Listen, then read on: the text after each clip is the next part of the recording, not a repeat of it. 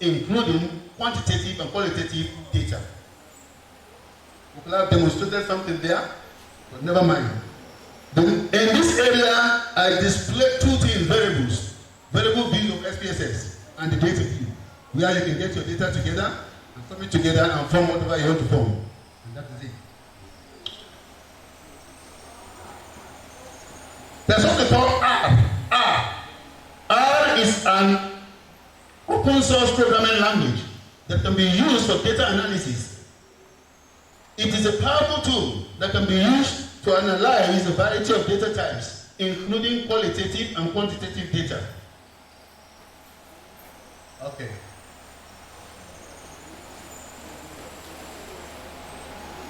Are we there? Okay.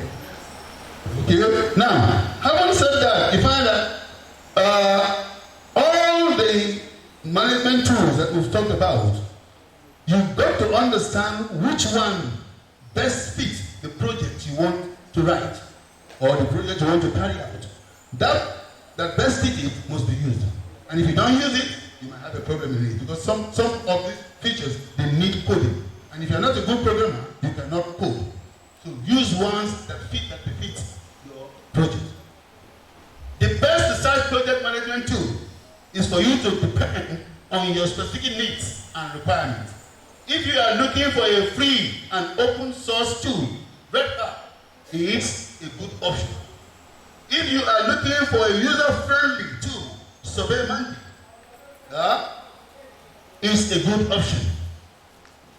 Or Qualtrics also is a good option. If you need a powerful tool for data analysis, IBM SPSS is the best. If you are working on a large project with a lot of data, you may need a more powerful tool like IBM SPSS, statistics, or R. It is also important to choose a tool that is easy to use and that has a good user-friendly interface. If you are not familiar with programming, you may not want to choose a tool that does not require you to write codes. Having said this, you find out that all we've been talking about is about project management.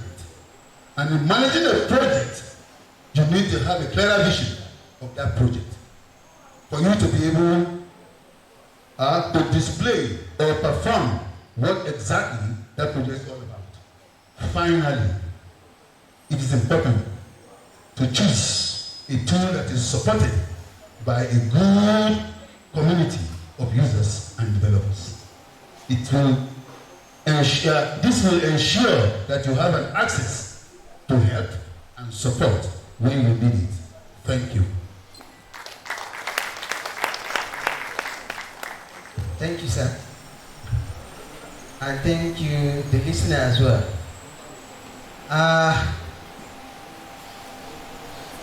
I'm very happy that we are moving with speed of light. And I'm very sure everyone likes that.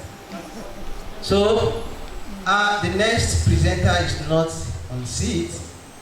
So in view of that, I will just do the recap of all the presentation that has been done in second session, then we bring the session to an end. Okay, yeah, let's utilize this time for question and answer then. Thank you. Question and answer, let's start having our questions, please.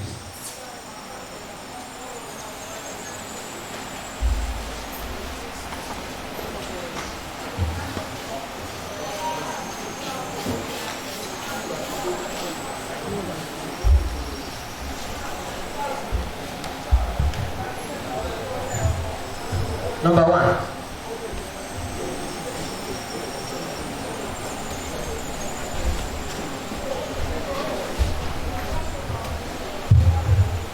Thank you very much. I want to also thank all the presenters that we've got today. My concern, and it's a question, to Dr. Aminu. Having your publications uploaded your private website is a good idea. Or on independent repository like that of the university. But you know that if you have published it already in a journal, giving them the copyright of that work, you submitted it, you signed, and they are not making it open access. You have to pay to access it. And you have not done it independently. You have made it to be open because you want to achieve visibility. Don't you think there is conflict of interest and you have violated that copyright that you have given them, that you have totally submitted? Question one. That journal. Thank you. Okay, thank you. That's from Dr. Okuyemi from College of Agric. Please let us meet you when you want to ask your question. Okay. Dr. Lawal. Thank you very much. I'm Abiola Lawal from Banking and Finance Department. Thank you. My question is going to be in two ways. Number one, with the title of what we are here to do, building workshop on effective supervision of graduate research in this institution, which is public institution. So I'm expecting to be hearing and seeing the modes and modes of operations on how to do a thorough supervision of students. Because what we have had today is very interesting, grammarship and some other areas, but I'm very particular about how do we do this supervision that we have been doing and what is different from what we have been doing. Question one. Number two. I'm thinking that we should have a green book. In some universities we call it green book. In some we call them white book. The procedure in which research work and supervision of the students need to be, so that we can agree on a style of Lagos State University of Science and Technology. Thank you so much. Conclusion.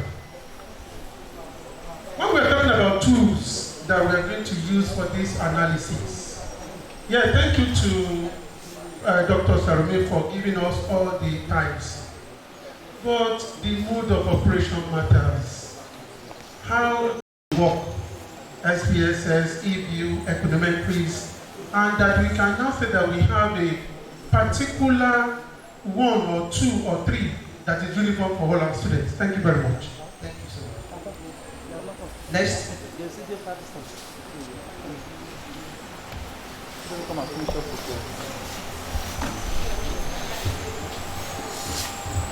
My name is Nathaniel Ogunyale from Art and Industrial Design. Concerning the website, personal website, I want to know, since this thing costs money, is there any role the ICT department can do concerning creating personal website for lecturers? Or if they don't have anything to do, is it also possible for us to use blog to create sites that are blogs? Because those ones are free online.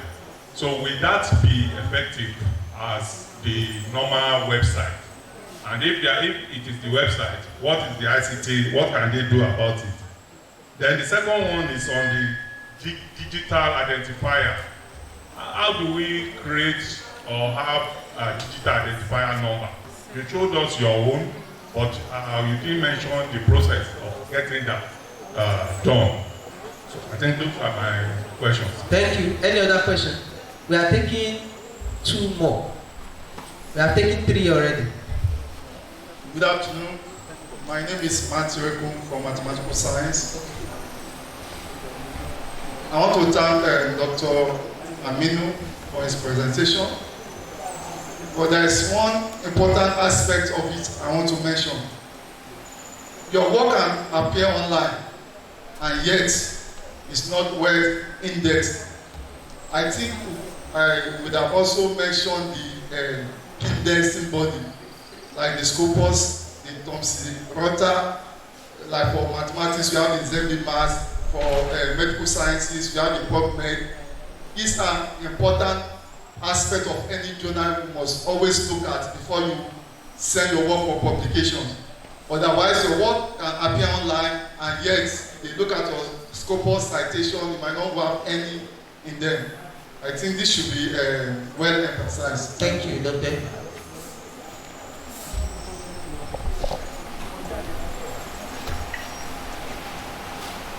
Thank you. My name is Shehu Salvage from Art and Industrial Design. I appreciate all the speakers. And my question is, researchers in this institution are being strangulated. I don't know how long we have been able to access internet from our ICT. We have light issue.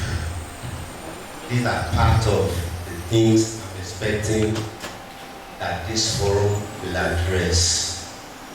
That's one. Number two, if we talk about researchers' visibility, if we ask here how many people have a Lasustech email, I'm sure we can look at the number of people who have it. Oftentimes we have tried to activate it. Sometimes when you go in academia, you want to register, you get to a place, if we ask you only institutional email, we don't have it. And sometimes when you want to register, your school is not even listed. Those things are frustrating. I just hope that DRIT will be able to help us on this subsequently. Thank you. Thank you. Any other questions? Okay, and plan.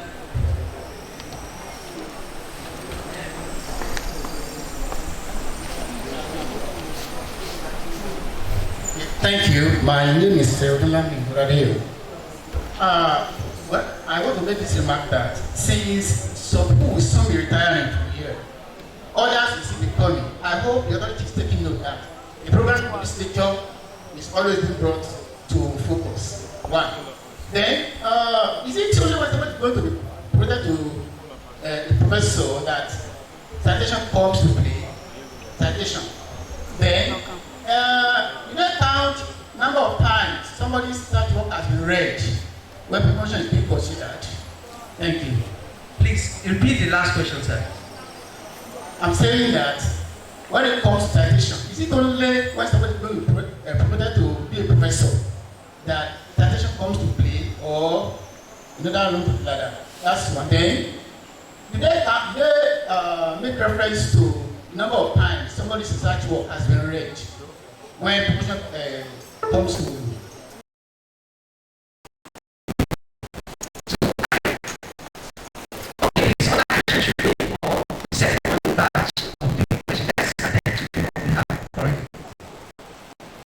So the first question came from Dr. Kuye. Be directed to Dr. Kuye. And the question borders on copyright.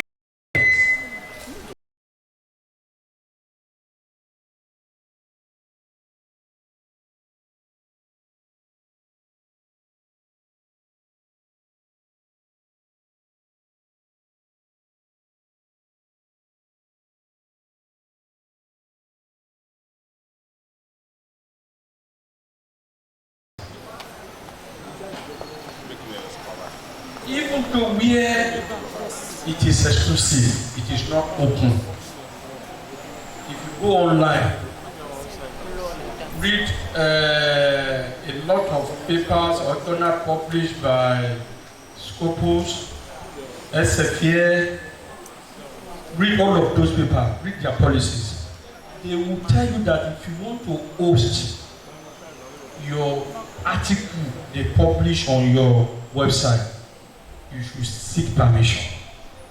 I think I alluded to that in my presentation. You know, I speak to the paper, I did not read.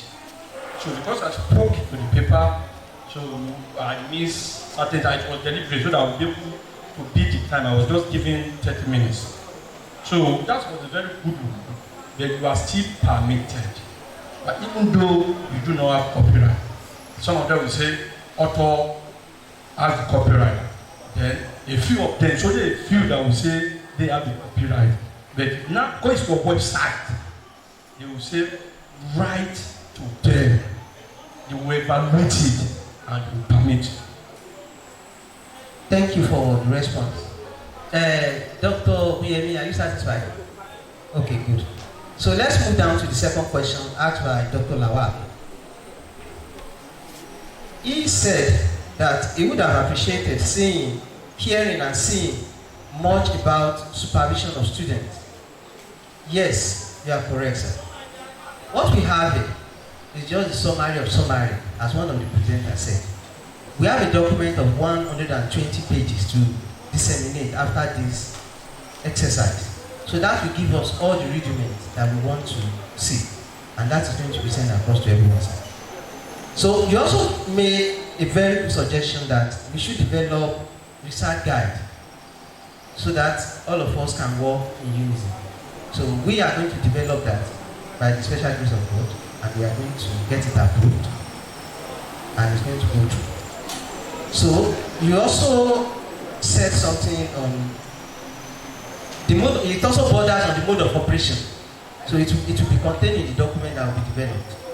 Thank you for the suggestion. So let's move down to the number 3 man. That's Mr. Nathaniel Nguyale. He asks about the role of ICT in research. I have a ICT director seated here, Dr. Boli. Please, can we help us respond to that? Yes. Okay, the presenter will help us do that, but the general overseer is watching us. Please sit down. Okay, Dr. Sarah, please help us in that regard.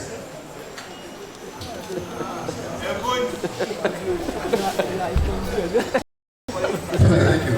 That's a good observation anyway. But the truth of the matter is this. We can only make use of what we have. If we don't have it, we don't use it. But I pray, as the Lord liveth, very soon, this digital transformation is in progress in this school. We shall progress. Thank you. Thank you, sir. So, in addition to what he said, Mr. Nathaniel also asked about you creating a blog,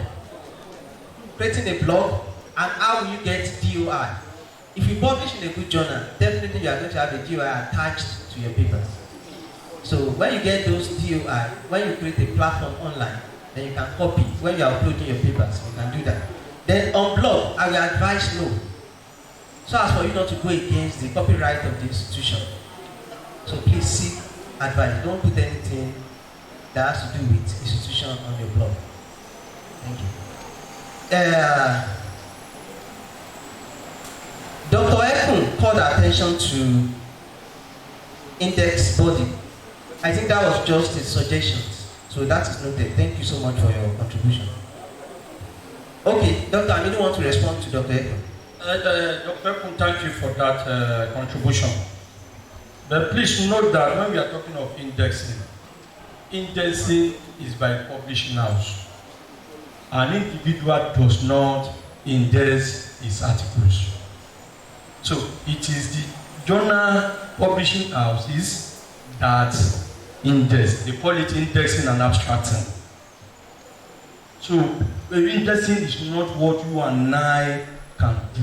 But rather what you should say is to encourage our colleagues to publish our research outputs in journals that are indexed. Thank you. Thank you, sir. Okay, I think we should add that you have answered the question correctly. Before you submit your article to any journal, when you are on their website, there's always a page about indexing and abstract. Click on it and see the indexing bodies that actually index that journal. If you are not satisfied with what you see, then don't put your article there. Thank you, sir. I think so, depending on institutions too, and I think we will get there. For instance, you will not be awarded your PhD in Covenant University if you have not published in 2-3 Scopus indexed. So institution will tell you which one. So just like said, it's like the rules of the game. You need to know the rule of the game. There are some institutions who it's only institution-based journals and papers. So I'm sure gradually we are charting a path that will be very clear to everybody.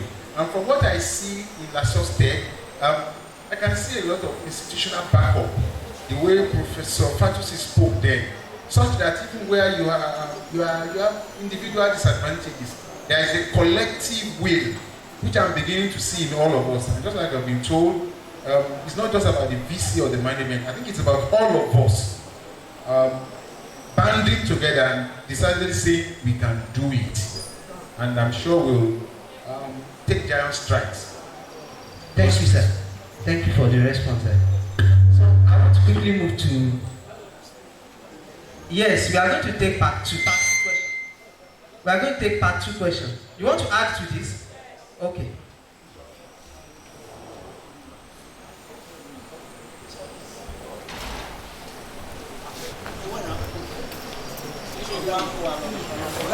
My name is Professor Thank you, sir. Yeah, I just want to ask you what Dr. Lawal mentioned about supervision and the research process. Yes, the university must have the research policy. That is one. The research policy of the university guides the academics on how they conduct their research.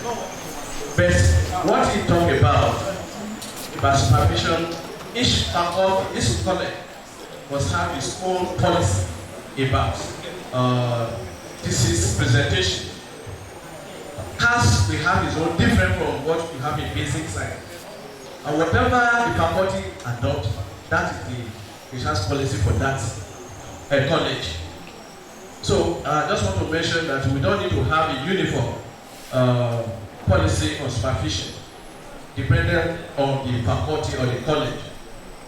2, talking about Scopus, I'm also happy to hear from my good friend, the Dean of Environmental Technology, about covenants. If you go through website, you see that almost all the lecturers in covenants has publication in Scopus and others. How? The university pays for whatever. You can pay up to 1.5 million. Once you have a publication there, the university will pay. So if you look at what most of these lecturers are doing there in covenant, if you have paper by lecturer from Doikiti, from Futa, from here, once your name appears in covenant as a lead paper and lead presenter, the university will pay. So that is why you see them on the very, very high pedestal.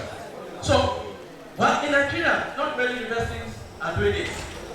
But when you pick the CV of any lecturer in Covenant, you see a lot of Scopus. But no single person can afford the payment. That's what I just want to add. Thank you, sir. Thank you, sir. Yes. Yes. I think this is an interesting topic. Yes, we will work towards putting this across to the management so that they can help us for the payment. We pass the message across to the management. That's the word, that's a global practice. That's a global practice. When you have a good paper, you should not have problem in publishing them. So, and that is also the essence of grants. Those have received the 5 research groups that have received Lasustech research grant for 2023.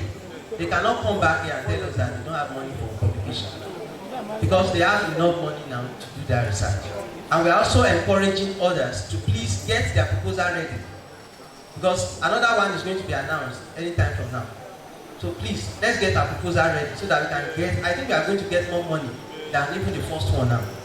So please, let's try to work our proposal. So the person that is getting NRF funding of running to millions, he cannot say he cannot publish, he won't be able to publish. Yes, I don't want to mention because it has not been approved yet. So 50 million.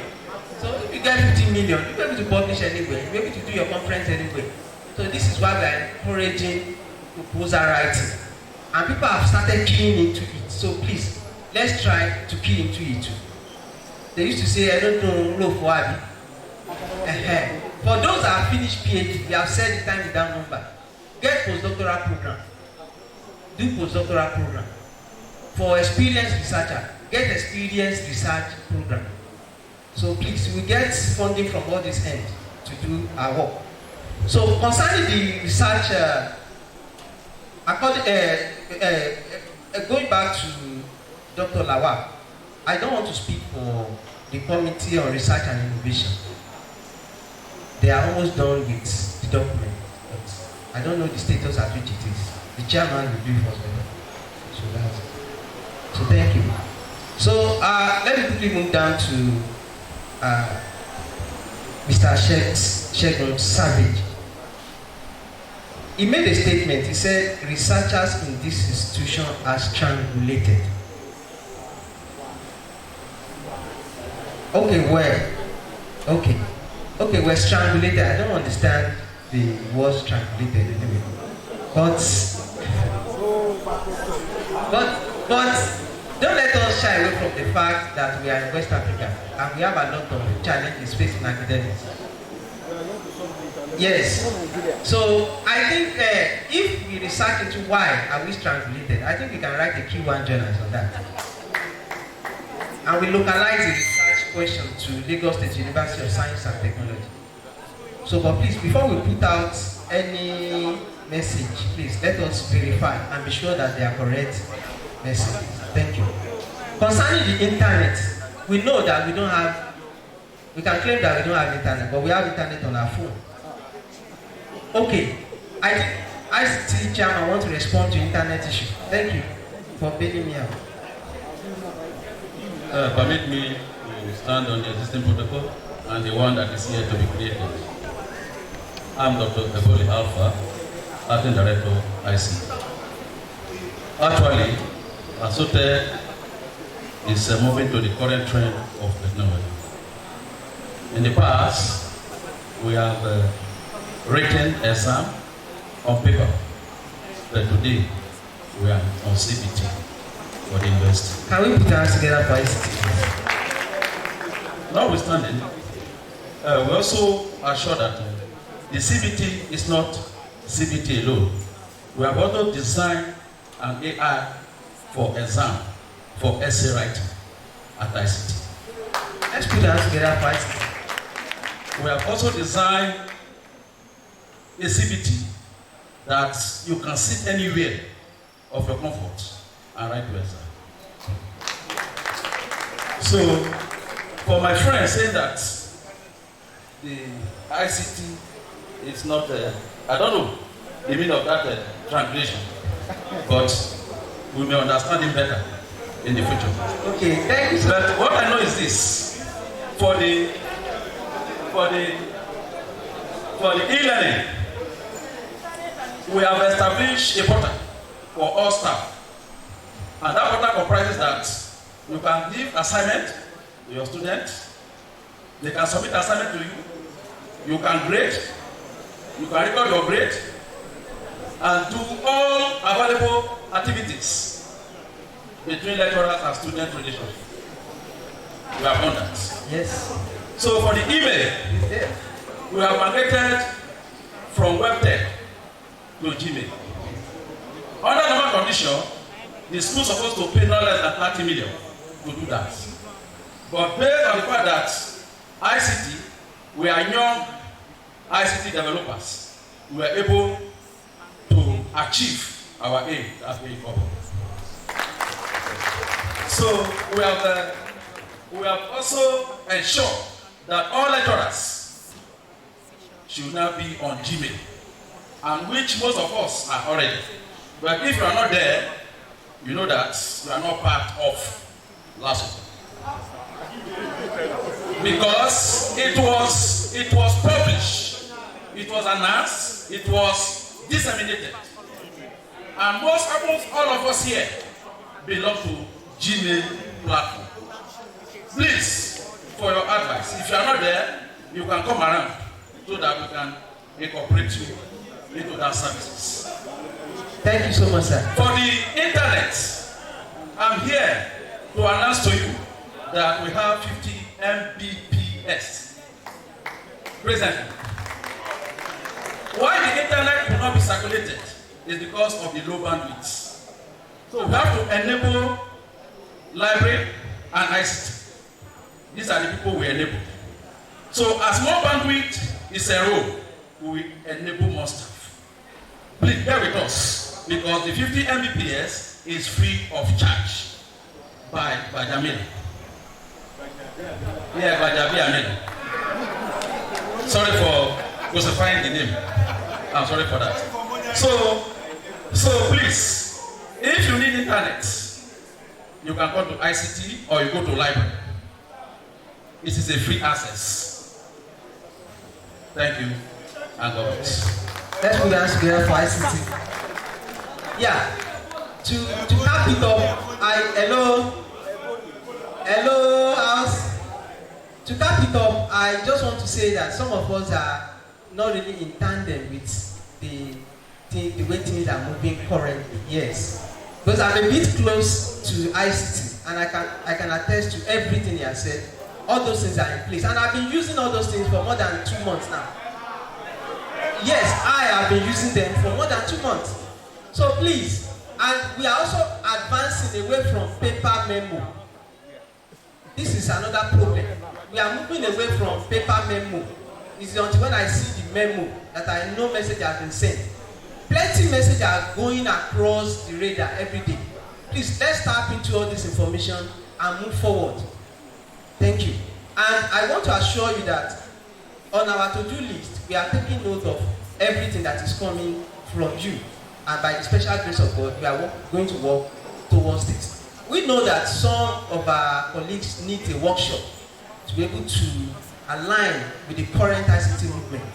So we are going to discuss with ICT, we discuss with library, we see how we are going to collaborate to come up with a workshop for ICT to be able to take us through all these their new arrangements so that we can all be moving together. So from there, we will move down to Engineer Dolani. He asked about the citation.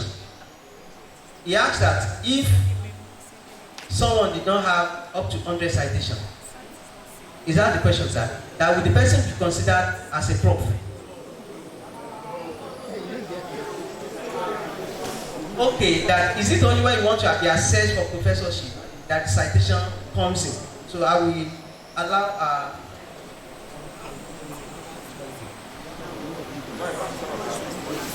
okay. So according to what Prof told me here now, I'm saying what? Okay, let's Dr. Aminu react.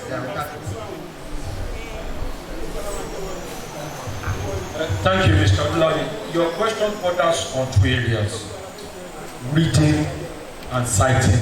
Am I correct? You are concerned that why reading is not also a factor. If I got you right, you are concerned. Reading shouldn't be a factor in evaluation of our research. Simply put, as far as our researching part is concerned. For those of us who are on researchgate, you will see that sometimes about 5,000 readers might have read your paper, and that paper is not cited once. What does that mean? That they read it, but it's not useful to them. They've discovered a paper, they've read, but there is nothing useful for the purpose of the research they are doing. And that's why readership shouldn't be a factor. As for the citation, you will never see any condition of service where citation will be indicated. I think it is only covenants that have done that. The reason they've done that, I don't know. They call it citation index. They use I-10 and they use H index, I-10 index and H index. The reason that, like I said earlier, without attaining a minimum of H index, you will never be considered for professorial, full professorial level. That professorship. But that's why I say covenant. I'm not sorry, sir. That's why I say covenant. I say I'm not. If you listen to what I said, citations show the kind of impact our research is having. And it is part of what ranking organizations around the world are using to see the quality of an institution. So it's not as if you are not cited, you will not be promoted. In this institution and that institution, they are silent on it. That means that whether you are cited or not, you will still be considered for promotion. Your paper will be sent out internally and externally, and if they are judged, at least 2 reports, you get your promotion. So what universities are doing all over the world are encouraging us to write good papers. That if you write good papers, some aspects of your paper will be useful to those who want to do something similar to what you have done. James, sorry, sir.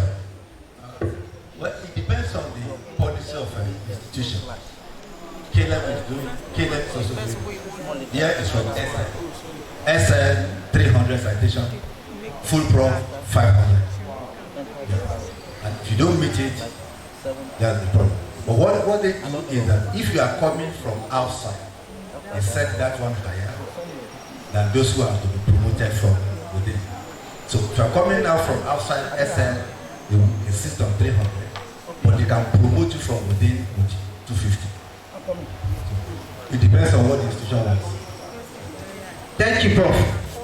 Okay, now let me cap everything by saying that, you see, this is a new trend. Covenant is doing it. Caleb is doing it. The last time I was in Abuja, I met with their deputy director, their deputy vice chancellor, ICT, Professor Risland. He told me that before you can be an SL, you must have 100 citations. That's in base university. So the trend is moving around now. So, and if the policies that govern any schools are not written in unchangeable ink, it can also come here. And we have to get prepared. Then I also want to call attention to something. The last time we had a workshop here, a professor was recommending on this table that for you to be a professor in a university, you must have attracted international funding. He mentioned it, and you see, if the number one is interested in that kind of trend, it can also be incorporated. So let's not be found wanting on any angle. Let's get prepared. Then how do we solve the problem of you amassing citation as quickly as possible? If you want to get 100 citations next year, it is possible, and I will show you how to do it.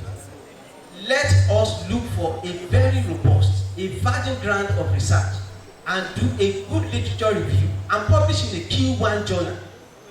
Within 5 to 6 months, you are going to see how rapid that publication is going to garner citations.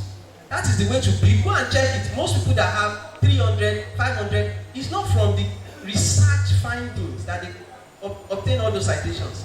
They obtain from the review into those groundbreaking research. So please, let's try to invest our time in doing quality review, so as for us to be able to solve the problem of plenty citations. So on that note, I don't know if we still have any other question in the house. So number one, any other question? So that is the only question left. So let's take that question and we put a wrap to it. We have our meal ticket in our docket. So as we go out, we give them the meal ticket. We go home with our takeaway package. Standing on existing protocol, my name is Angelo Redusha, mathematical science. I think one of the questions I want to raise is about energy, and somebody has raised it already. So the management should intensify efforts in that area. And then for the presenters, I have from the modulo 3 and 4 presented by Dr. Ajibade. Style of supervision. I think there are two major types of supervision in the area of PhD. The first one is by coursework and research presentation, and the second one is research-based presentation PhD. Precisely in this institution, the university needs to look into this and decide which one are we adopting. So, which of the style of supervision are we adopting when it comes to PhD supervision? That is one. Then two, from the presentation of Modulo 5, is it ethical for the supervisor of a PhD to be the lead person in a research paper published during a PhD work of a particular student? That's the second question. Thank you. Thank you. Dr. Adeyemo, please. It was not exactly a question, if I understand it very well. And what you have highlighted are not necessarily methods of supervision. Professor Lamade mentioned it. It is just about distinguishing the type of program. And like he has said, it's not even limited necessarily to PhD, even at master's level. And that is just under the cap of what I was saying when I was distinguishing between professional and academic programs. You understand? Supervision, like I said, is mostly relational. But then, like I said again, there may be ethical standards. For instance, I knew a situation in the same university, I won't mention it, for someone who, after having finished his research work and everything, it took about 5 years for the administrative things for him to now receive his PhD. In fact, he had registered, he went and registered, it was a PhD in biochemistry. He had started and registered for PhD, for an MBBS degree. He was in 4th year when he was now awarded his PhD. So you can count the number of years. But in that same university, I went to Covenant University thinking, because it's a morning pay and that I'm not a young person, that it will be faster. But I now know that in that same institution, I said someone spent 10, 12 years. Not just because he has finished his work. They now made it mandatory that after 4 years, if you don't finish your work, both the supervisor and yourself will be queried. And in institutions like Covenant, even the lecturers, they clock in. I don't know if you get what I'm saying. You have to work on your toes. There is no room for, So, and I know here, this is a public university. It has its advantages and disadvantages, but with the leadership we have, if we have a change in mindset, we have a better advantage. Because most of the private universities where they make them code the line, sometimes it's sometimes unworkable, sincerely. That's why, I do apologies. There is no, I believe most lecturers or professors will prefer to work in public universities. And generally, I've seen a situation too, because again, the style of supervision and the style of the faculty should be strictly student-oriented. I went to Covenant University. When I compare it, and I know a particular student, it was at master's level, she had to leave Covenant and come to Caleb. on comparison, she felt that Caleb is a place where she was allowed to explore and bloom on her own. So sometimes when there's so much gagging, you understand? So that is why it's been said that there is no, it must not be strict, that there is no hard and fast. You need to, for instance, when I started my PhD, my guy was always helping me in areas of IT, like you said. But like someone who was now caught with the problem of COVID, he had to learn. The first time I got to the UK, in office, I'm used to secretaries typing, doing things for me. So when I got to the UK, I had issues. My nephew, after doing it for me once, twice. Yes. And sincerely, we are like, if you take care to know, this idea of 1 day off, 2 days, this palliative is teaching all of us that gradually those things are facing away. You have to be able to independently do it, and that is where the supervisor comes in and the institution too, to ensure that ICT-based workshops and all of such things are available, and that at every point in time, the supervisor, both individually and collectively, helps the student to be at their best. Thank you, sir. Professor Agbebi wants to. Okay, Professor Agbebi wants to help us to have it.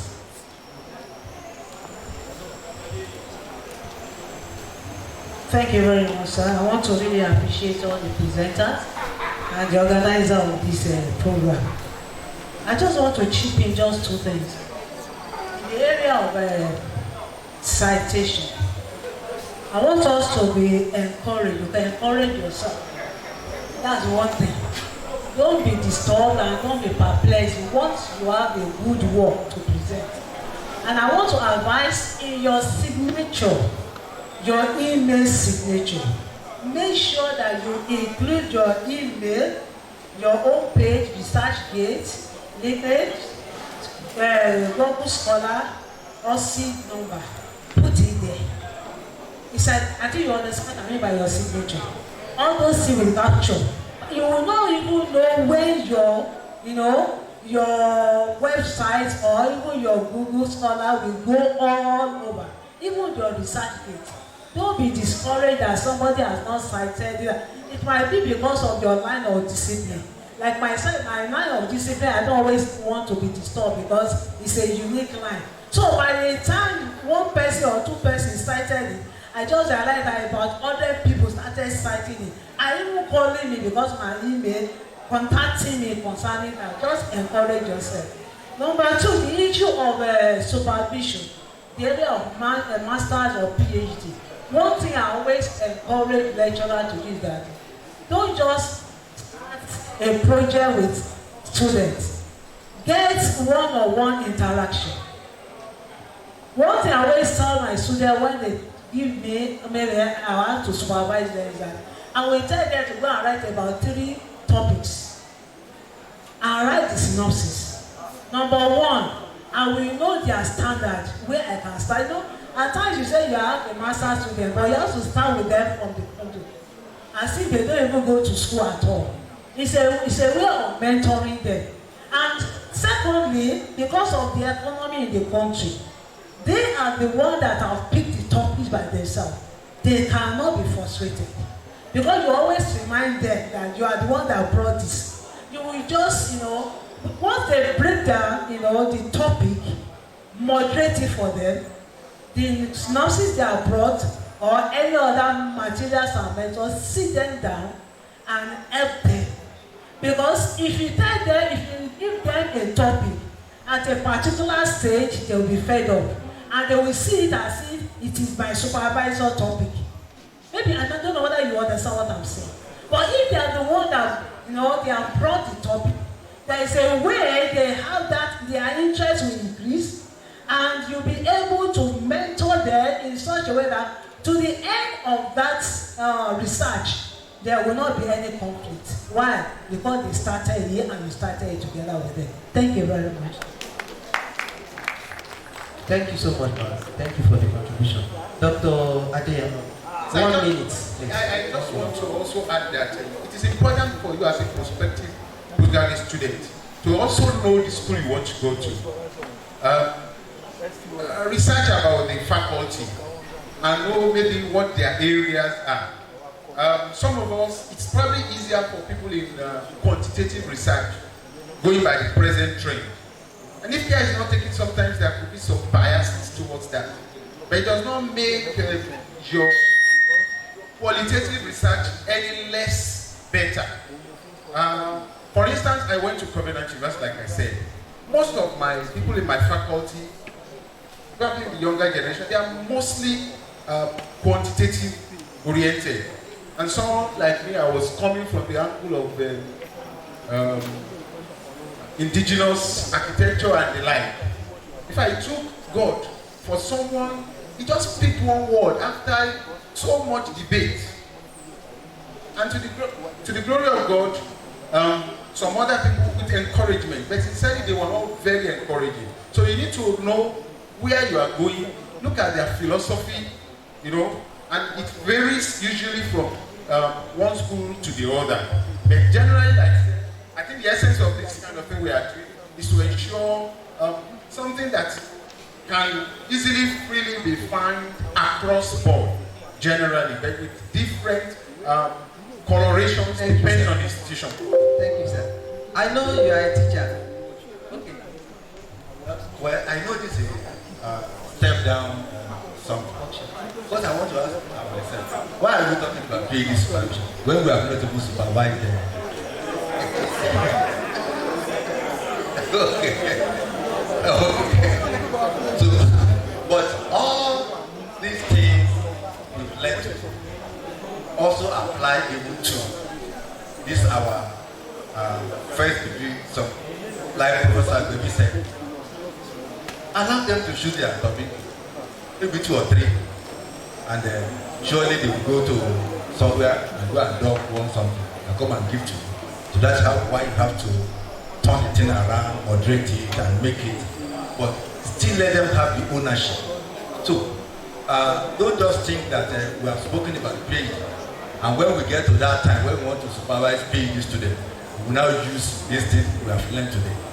Even when we start with our undergraduate, it's still the same process. Thank you. Thank you, sir.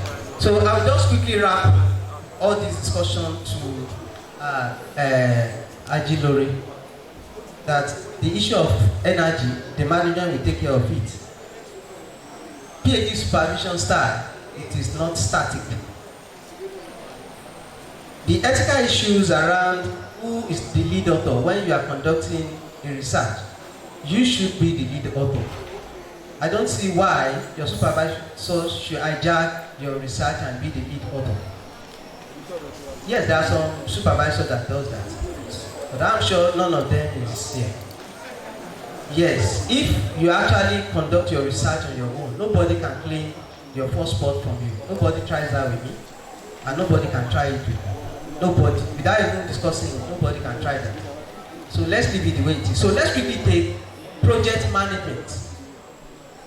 That's the last session for this workshop. So please give us project management slides.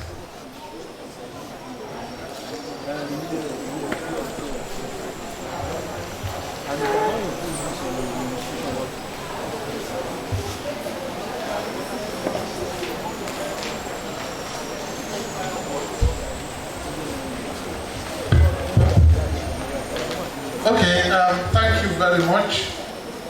Let me again apologize that I had to come at this time to present this on behalf of the Vice Chancellor, because he has had to go to Abuja, like I said, okay? And one of those things, in fact, the major thing that I've taken him to Abuja was also project management. Okay? And unfortunately, I also had to represent him at a meeting with the leadership of unions of the university.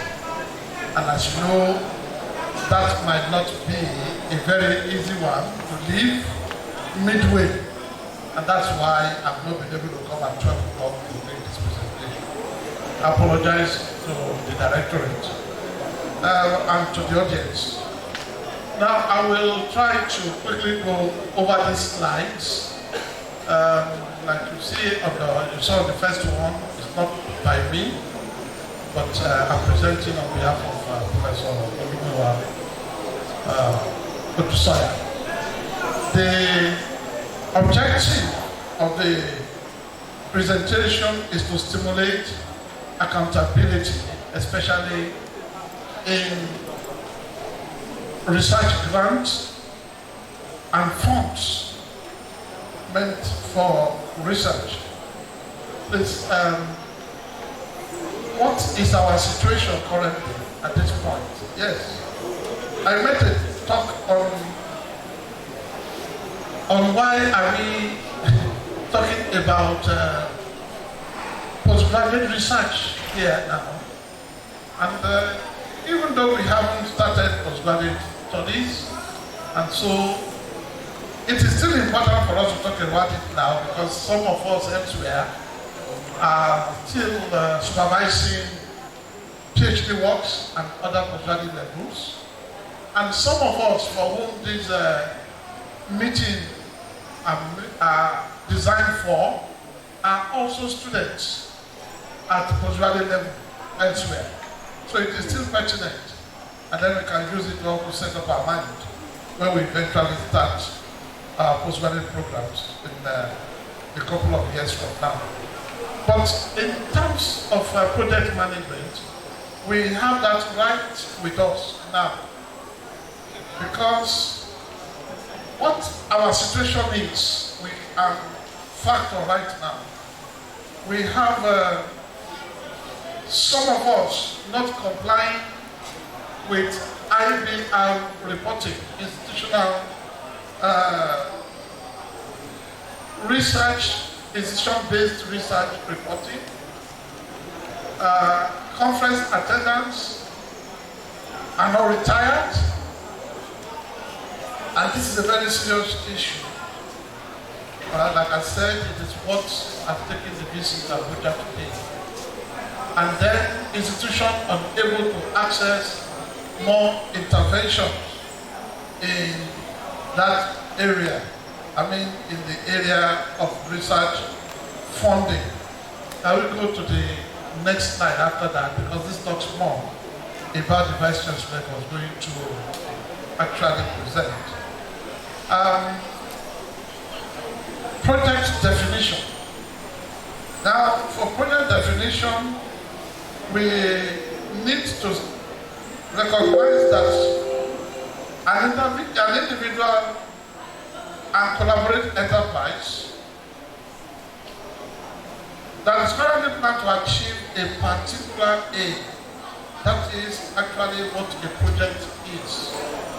It's talking about individuals or different persons. One that I belong to currently, we actually have about 32 of us on that project.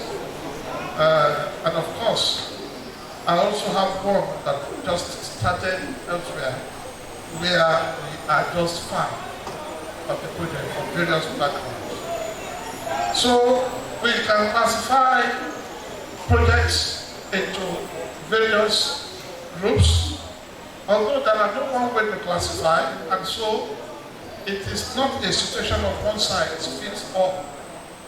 It could be major, it could be minor, it could be specific with respect to sectors or disciplines, maybe in the area of medical research, maybe in the area of agriculture and food systems, etc., etc.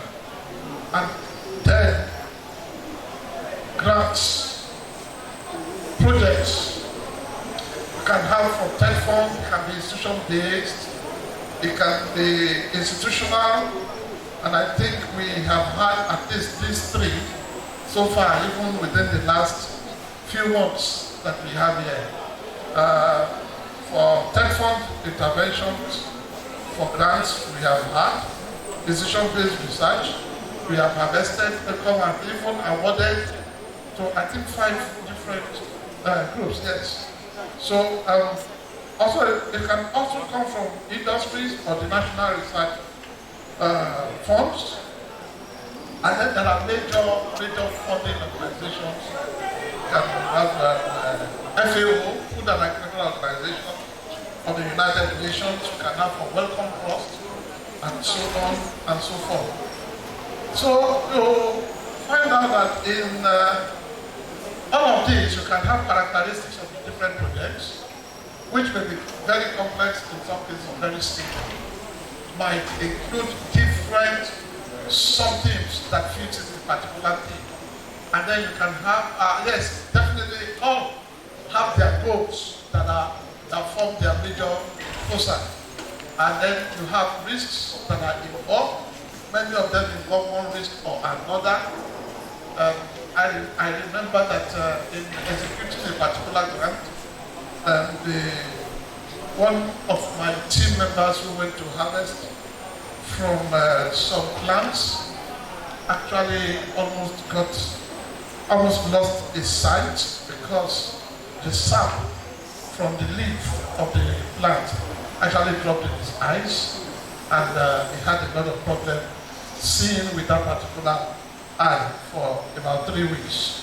And by the time he could make use of the eyes, his vision was actually blurred with that particular eye.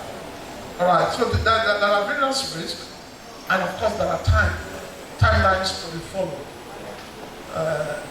In quite a number of the projects and grants being executed, you have at different times that you have to report the progress of the work, failure which you must have actually run foul of the rules guiding the administration of the project or the fund. And of course, there should be measurement of the performance at different points, but most of them, no, all of them actually requires good teamwork. Now, project management actually entails the use of specific knowledge, skills, techniques, and tools, and of course to deliver a valuable result for the use of the people. You know, there are even studies in the area of project management from institutes, including the Project Management Institute. Now, various systems and procedures are involved, and then we also have planning, organizing, staff direction. Yes, at a certain point in the project we are executing currently, running to an end at the end of this month, it took us more than 6 months actually to plan and also to recruit team members for that particular project before we got the funds released to us. And at about 2 different times we reconstituted the members of the team because we found out that some were actually qualified to have been described to fail the test and to pass the fund of redundancy, the test of redundancy on the team because they were not actually living up to their billing or reason for being included in the team. And then we found out at another point that we needed to include another member from the with an accounting background to be able to account and manage the funds very well and also access funds for us. So one other aspect of the project is actually reporting progress on the work or even at the point of termination of the work. Presently, for example, on the last one I just raised as an instance, we just have to begin to report not only for the granting organization, but also beginning to prepare to publish aspects of the work as has been done. In the course of doing executing the project, we have had to also make presentation at the national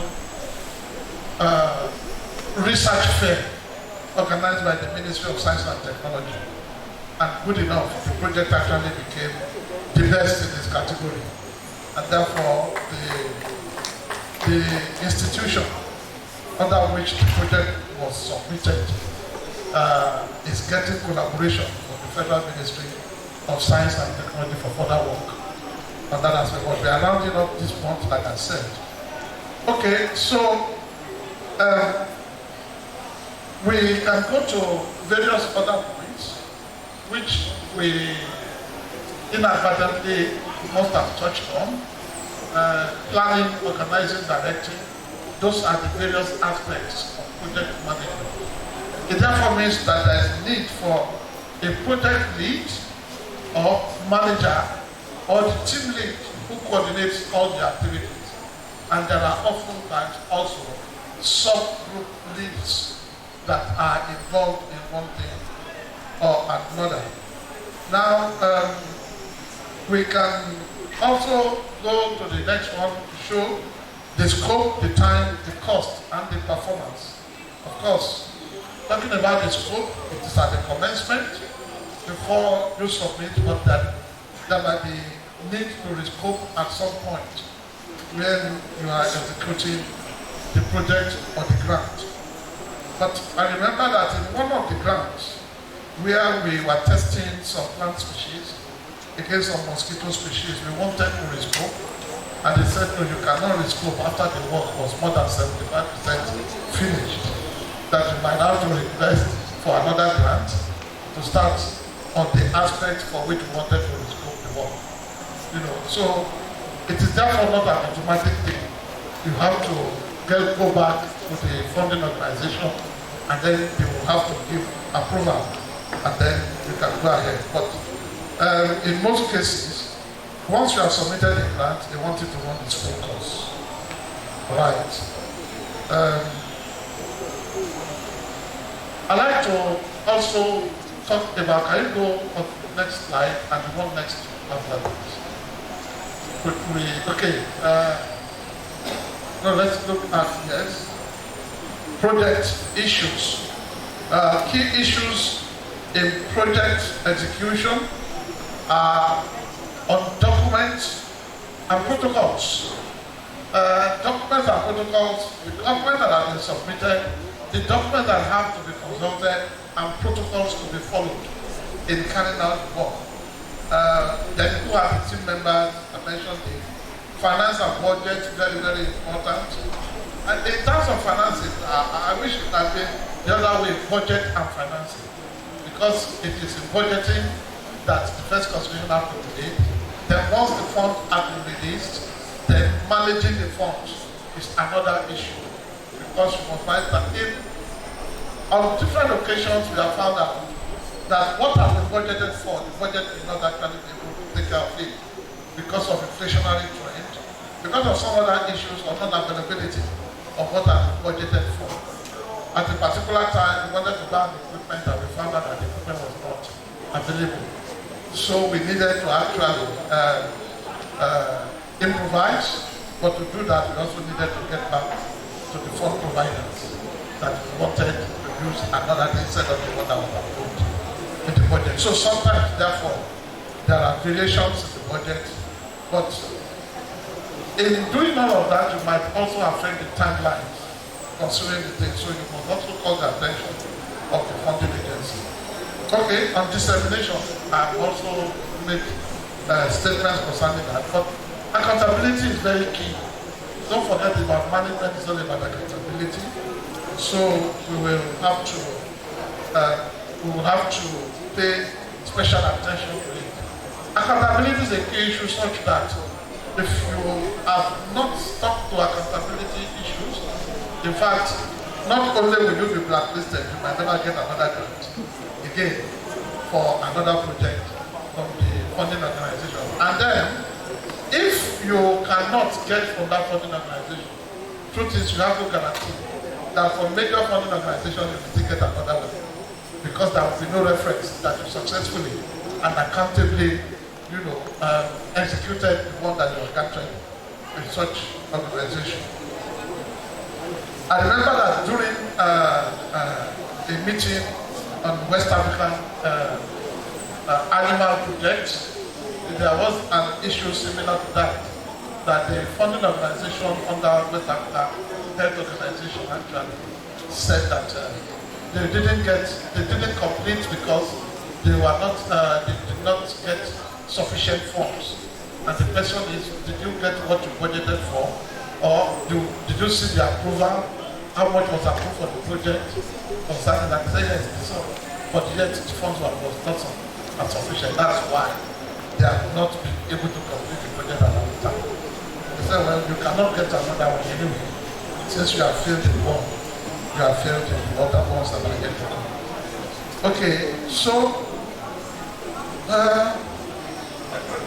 there are HR issues, human resources issues.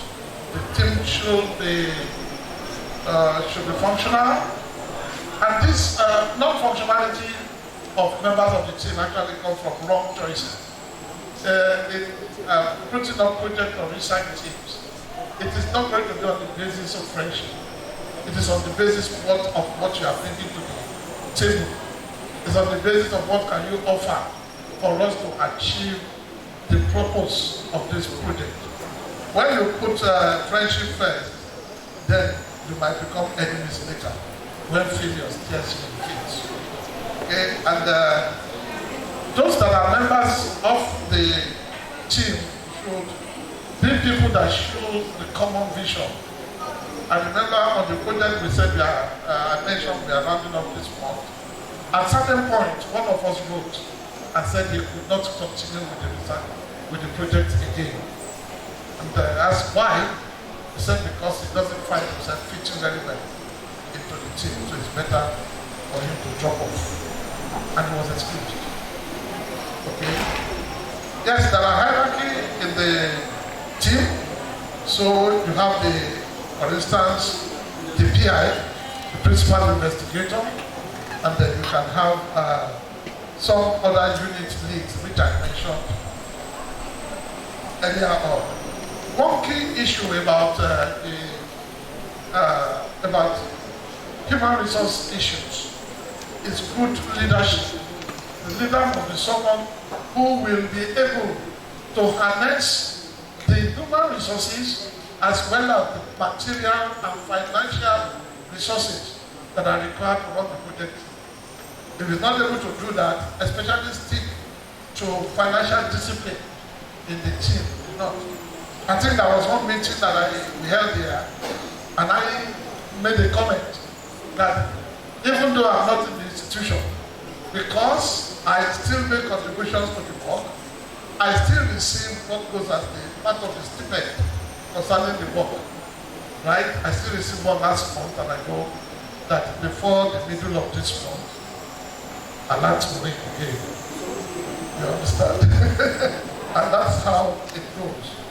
Okay.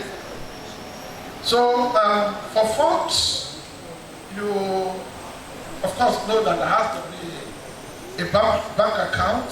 In the case that we have now, the accounts will be domiciled likely in the university, and then the university open an account for it or open some book for it, and then through the university you get all what you are due for it, and the university will take its own percentage of the grant that is recognized everywhere in the world. Then honesty is important in administering the funds and managing. Bank statements must be obtained and reconciled from time to time, and then you must be sure to get value for the money. The issue of timelines we cannot overemphasize. We must be strict on timelines. We must be strict on timelines. I recall that at some point I called the deputy director of TERTIARY concerning the institution-based project, research that we at the time, and we consider that some people have not some a good section of the university are not responded, so we have to extend. Yes, there is room for extension. And if after the extension you still do not need, it will be closed. Okay, so I want to skip a number of slides. So I want to come on to benefits of proper project execution.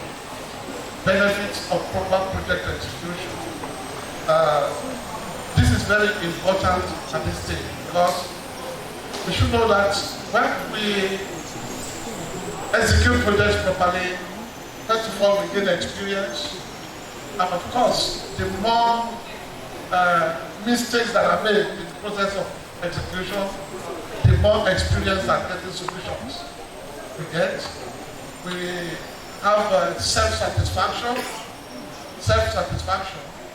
yes, peer recognition, especially when you go out to discuss about the aspects of your project or research. I think I shared with some people recently when I got to a particular meeting, and I didn't know that about 3 persons who are waiting just at by the steps were actually waiting for me. So the first one that got out to me jumped up and grabbed me. So it means that the delivery that has been coaching all this while is actually a living entity, because he has been citing delivery this year, delivery that year. Then at a certain point, you wonder if the delivery was Nigerian or is somewhere. So this is delivery in life and blood. He said, oh, okay, it's very lucky. Found out my name will also be, has also been on the poster that he came across to present a particular thing in Ghana. Now he has the opportunity to see me first before we meet in Ghana. Incidentally, eventually, I couldn't make the Ghana meeting because I had to be at another conference, which I thought was more important than the Ghana meeting. I had to be at New Mexico, in the United States. I don't know if you would have chosen Ghana over New Mexico. I chose New Mexico over Ghana. All right, I have not met that gentleman till date after that encounter. So, it gave me a lot of satisfaction that the man met me. And just last week I was in Port Harcourt at the conference, and by the time I was discussing what was done in the project and that they had to actually carry out transformation of their data before the subject analysis of data. Somebody came to me after the presentation and said, "Sir, are you a biological researcher or medical researcher?" I said, "I am a biomedical researcher." He said, because she has been looking at this issue of transformation, and now I have mentioned it. And she got my contact, and she has sent me 2 messages and 1 publication after that. And I sent her 4 publications where I deployed the transformation of data. She's very satisfied now. I'll be expecting her to reach out to me again. So, of course, you also have benefit of publication. When publications go out as researchers, please don't think that I do that all the time. One of my partners actually sent to me yesterday a message. He said for the 3rd time, our paper has been rejected. I said, don't worry, it is for us to add to the story. Because the next time I will get an acceptance for the paper, it will boost our confidence. I said in 2005, and I mentioned a particular paper, that I got correspondence, including 2 rejections. Correspondence 21 times, and then 2 rejections, and then the paper was accepted. Yes, it is not rosy all the time. For all the failures, the day I received the letter of acceptance, honestly, I was ready to take the paper to World Bank. Maybe they will give me money. You know? Satisfaction came, seriously. Okay, and then when you have successfully executed the project, you have the benefit of getting more projects. Okay, my PhD student wrote a TETFund funded, wrote proposal for a TETFund funded project sometime, and he got it. I was the PI, and he said he never knew that that proposal would be accepted, and it was funded as part of his research work, and we reported everything. The day he received the paper stating acceptance of that work and I reported, he thought it was a joke until they invited him from the institution and they started funding the work. He defended his project just last year. He defended his thesis just last year. So, and I'm happy for him because he has actually succeeded with the land part there. So, we have many examples of decision-based research that are listed here, and then another one that is listed in the next slide. It's questions and answers. It's about questions about what I've said about my personal research, please ask. It's about what I have spoken on behalf of the Vice Chancellor. Please put it back. Thank you very much.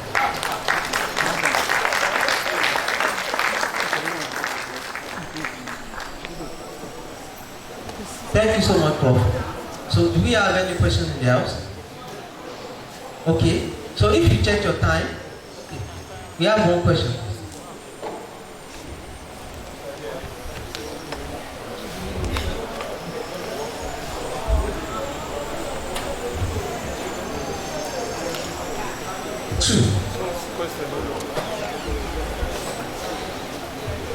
Because of our time, we have to pen it on those 2 questions. Thank you, Prof, for standing in and your presentation. I know you will not know this question. You said we can have a research on what deposited the school's account. We can request and give it to you. Do you think this is visible and there will not be any bureaucratic issues to meet the timing of when the money is needed? Have the reasons of asking. There's a procedure where money comes out in this system. Will the research fund be subjected to the same procedure as it is in part of the system? Or would that be a flash and you get your money? Thank you. As long as you can account for it, and it's right. Thank you. I'm asking you that question. Thank you, sir. Question 2. Question 2, please.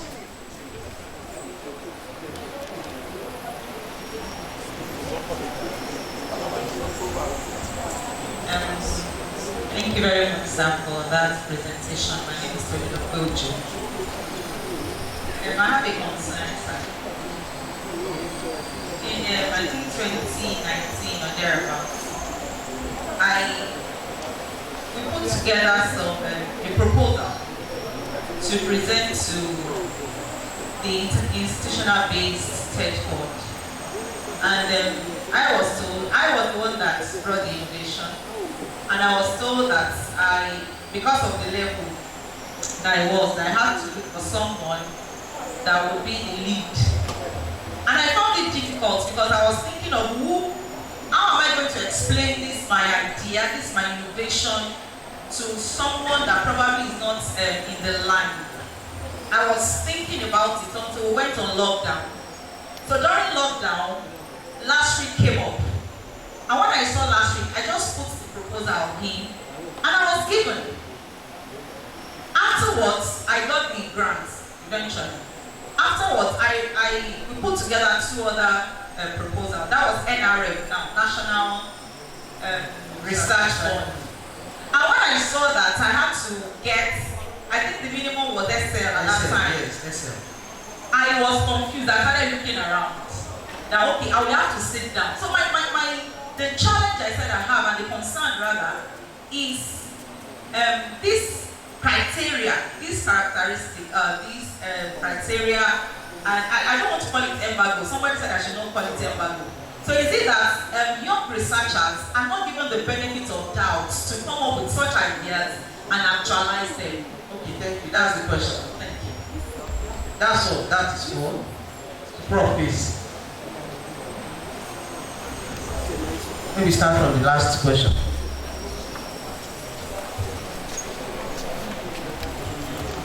Actually, think you got me there. As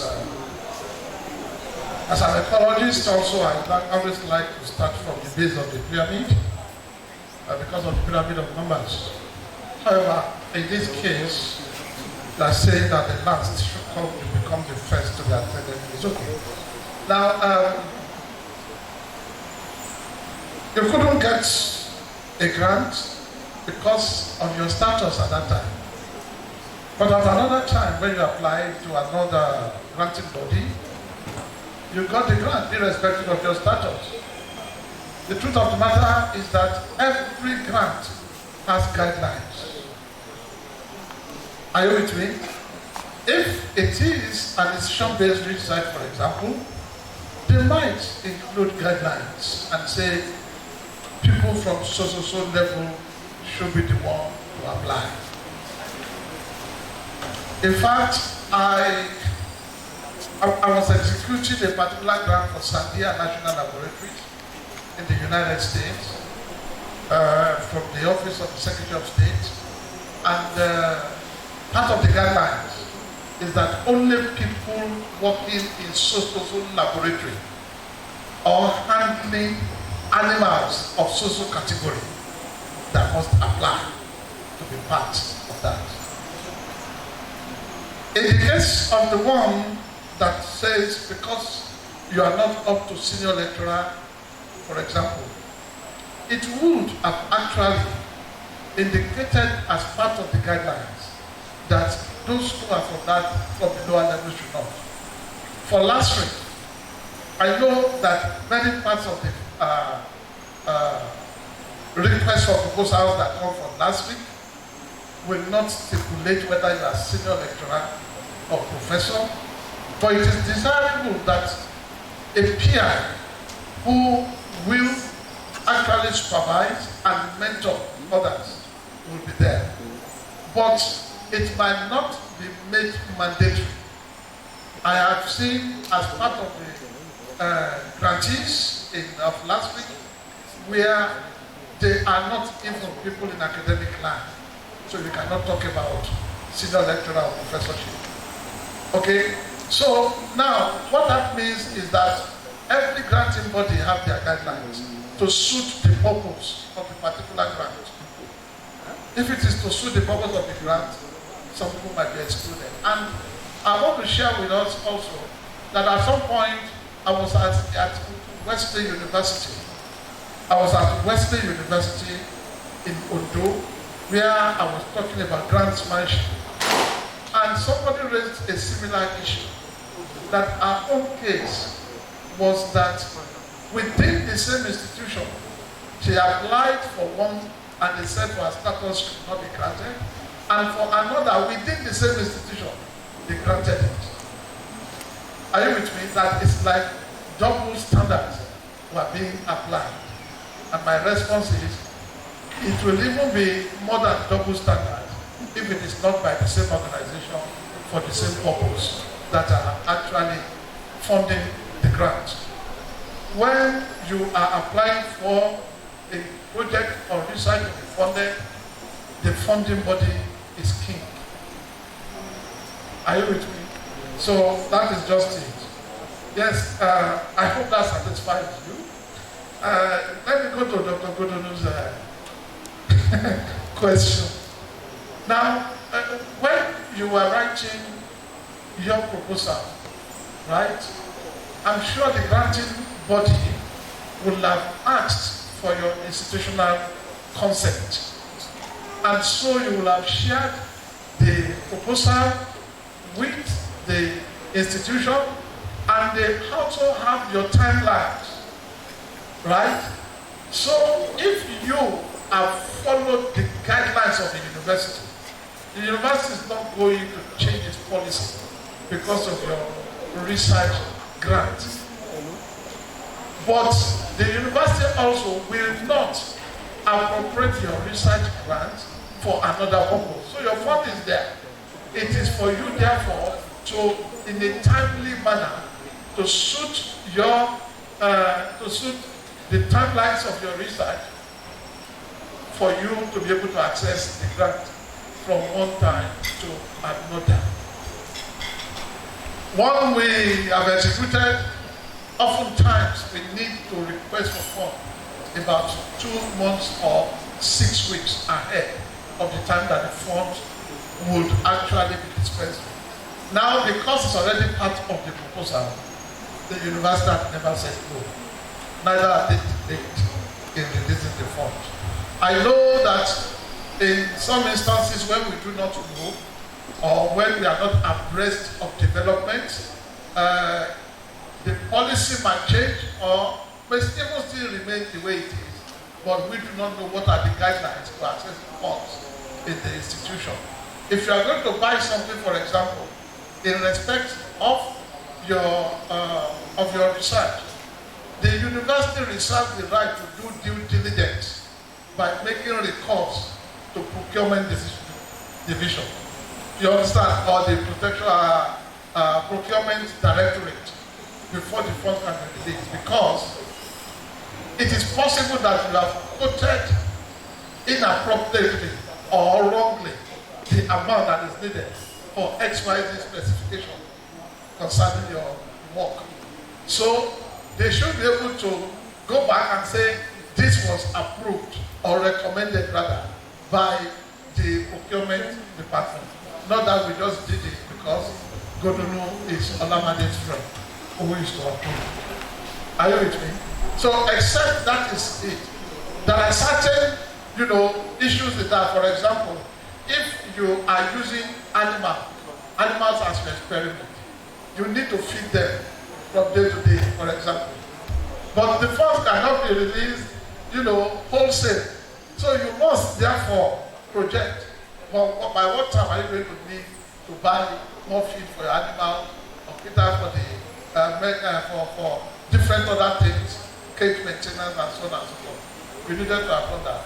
And then, of course, in also going through all of this, it's important that your proposal has also gone through the ethical committee that will have given approval to state that, okay, at this time, you have stated that you are going to need funds from this and that. So when you apply, the university is not going to actually stop you from accessing the fund. I hope that satisfies. Thank you, sir. I'm happy. Yeah, please, I want to thank you, Prof. Please sit down, sir. So I want to advise us that anything research, areas that is unclear, please come to DREED. We help you out. People have been coming and we have been helping them out. So concerning the current NRF funding, the person that won it in Lasustech now, to I believe is going to win, is L1. It's L1. So please, we have a lot of information for you at DREED. Come down there, we guide you through, and we are going to help you. And you can't even do anything outside this school without passing through DREED. So you come to DREED before you can reach Vice Chancellor. So please come around. We are more than competent at DREED to help you out. People have been coming and we have been helping them, and they are even staying there. We have been helping, and we want to help more. Please come around, we help. Before you go abroad for your PhD, come down to DREED. Let us help you prepare before you go. Before you make a choice of school to go, come to DREED. We help you. Before you propose and they will clap and you will not be able to finish PhD in 10 years, come around. Let's help you to escape all these problems.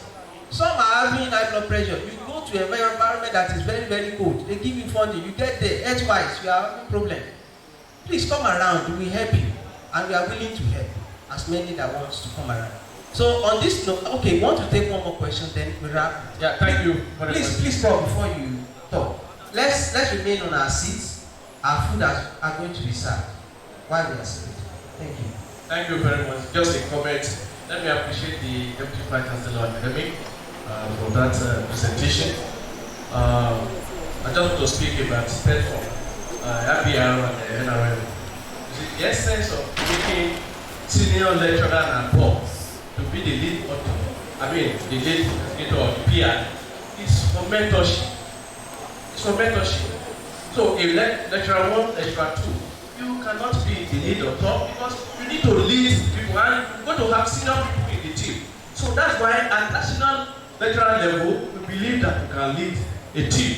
So that's the essence. And I want to say that I'm not comfortable with our sister here, that she cannot find anybody, a senior person. She needs to be mentored. She needs to be told the truth.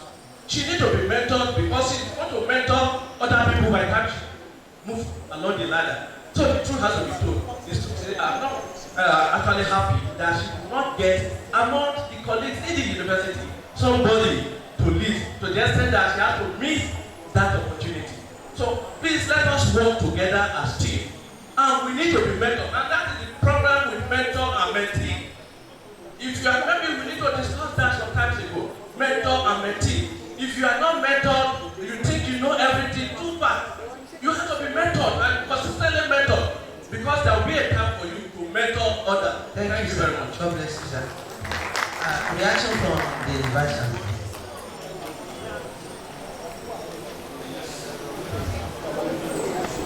Okay, thank you very much. I want to appreciate that last comment.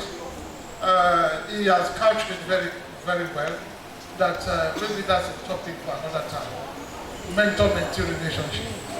I had an issue on hand at the time when someone who was on the verge of getting a grant and didn't go to that university and called him and said you must include the name of so person and that person must be the PI. He said this person is not in my field of work.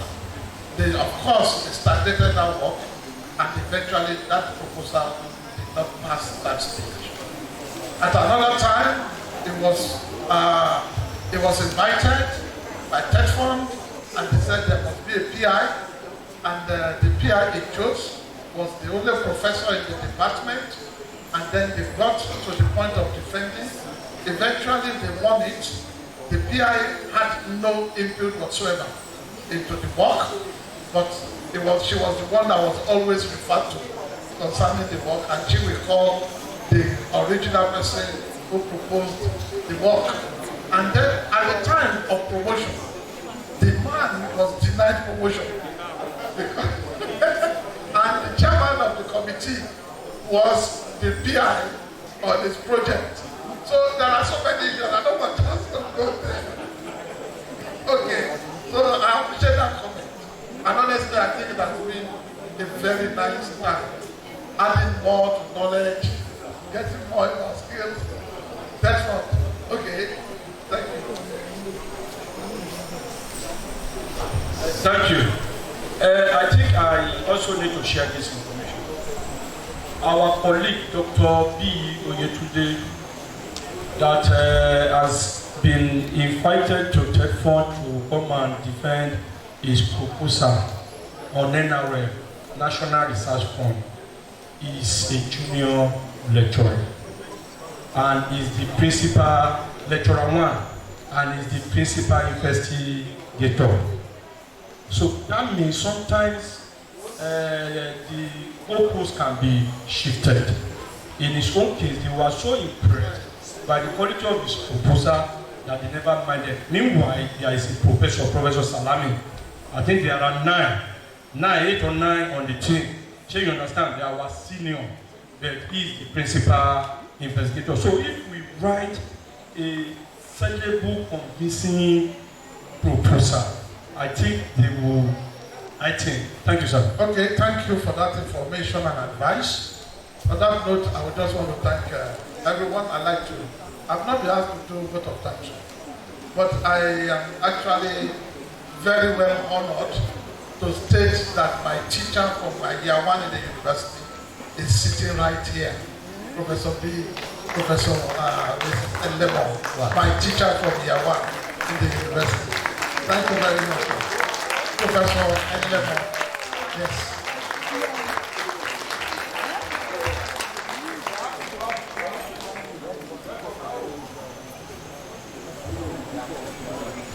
Thank you very much, the Deputy Vice Chancellor, representing the Vice Chancellor today, the members of the table, my colleagues here at the Lasustech. Good afternoon all. It's a great pleasure for me to be among you, and I've had long experience in the area of research, both at the university and extensively at even funding levels, where I've had to hire to head departments that are actually giving out research grants and the various areas we needed to be able to assist universities. That was when I was at the Raw Material Research and Development Institute. Also, as the chief executive of an organization, we've had to also seek for research grants to be able to do meaningful research. And we've had various problems of mentees, mentors, and in diverse areas, depending on organization and issues. I particularly was very interested in today's, and I want to congratulate the university for coming up with this type of seminar, where academic staffs are all seated here and listening to issues of research and project management. They are very salient points. I searched through to have the opportunity of knowing the staff that are here and your line and direction of thoughts, and also to get an insight into how exactly you have been managing your projects. Because it's very important to know backgrounds before you start stepping in with your own ideas. It varies, and there are strategic ways in which you can achieve laudable results. So, I'm happy to be among you. I've listened carefully. I'm happy with management for organizing this type of seminar, and by the grace of God, together, I think we shall move this university to very high standard and will be among the first universities we'll be mentioning in Nigeria. I can see the potentials in all of us. Thank you very much for giving me this recognition, my Vice Chancellor. When the Deputy Vice Chancellor came in then, I was a very young lecturer. I just finished my PhD too. And at the University of Ibadan, and we were the people that started Lagos State University. And very small young boys. When my husband told me I was coming in, I'm coming in as contractor, he said, you're going to meet them, no you there. Me, my papa, my two more here. Only but you might be here all the time. You should be at home. You should feel at home. I said, well, praise God. I remember you, but I don't know if you will remember me around here.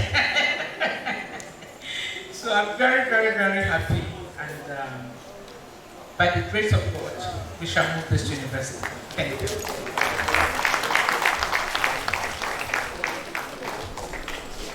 Once a teacher. Thank you so much for the wonderful speech. Before I'll call on the DPC Archive for the closing remark, I want to quickly thank these bodies. First, we want to appreciate TETFund for helping us out to organize this workshop.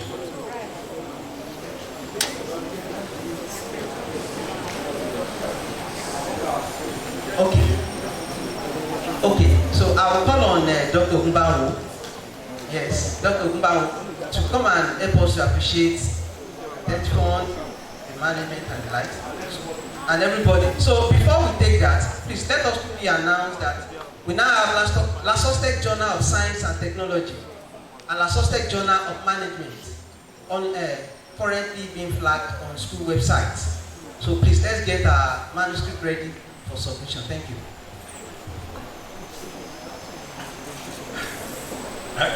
On behalf of the group and the presenters, I want to sincerely appreciate the management of our great university of excellence, all the management committee, all the management members. I appreciate all the professors present here this morning. I appreciate all the directors, the deans and directors, the HODs, all my colleagues, the lecturers that are presently here. Sincerely, from the bottom of our heart, we appreciate you. We thank you for your time. We thank you for being here. And we pray all we've learned here together, we are bound to use it to progress our great university, our University of Excellence. Thank you very much. Go in peace. God bless you. So please, the eye table and the tea, please let's come around for group photograph. Off your... we know the off anything, just off camera.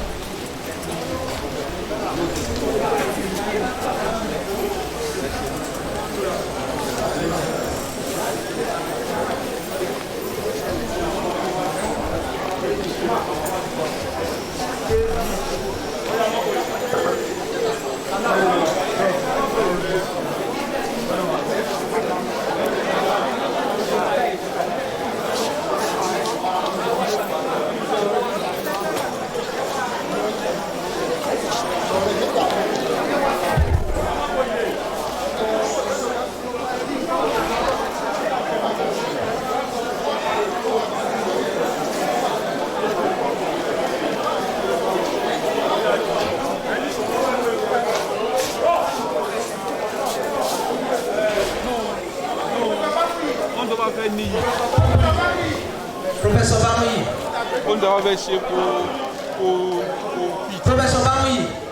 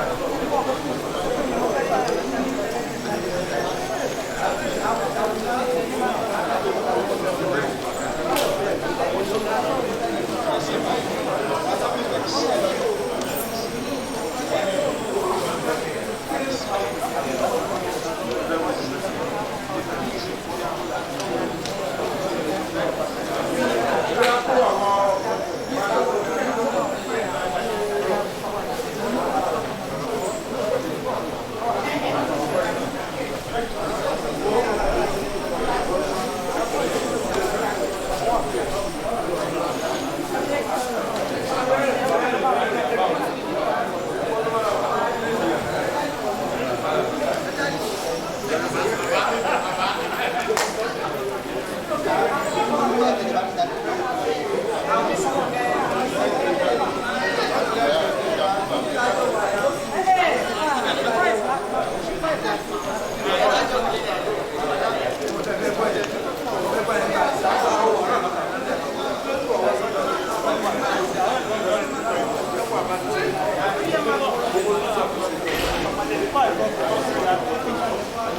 you.